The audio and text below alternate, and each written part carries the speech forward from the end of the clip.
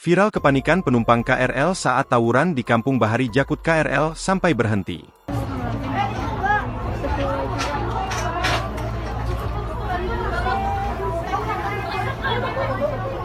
Viral video kepanikan penumpang KRL rute Jakarta Kota, Tanjung Priok berhenti mendadak dan berjalan mundur dikarenakan ada tawuran di sekitar Kampung Bahari, Jakarta Utara.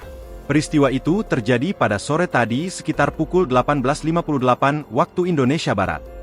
Kejadian ini sempat membuat para penumpang dalam gerbong panik dan ketakutan.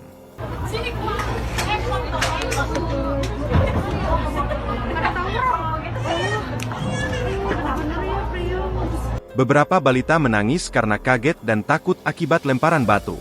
Dalam video, terlihat para penumpang KRL sampai berjongkok. Selain itu, tirai penutup kaca pun ditutup. Badan KRL pun sempat terkena lemparan batu yang berasal dari tawuran tersebut. Hingga berita ini diterbitkan belum ada konfirmasi atas kejadian ini dari pihak terkait. Download Tribun X sekarang, menghadirkan lokal menjadi Indonesia.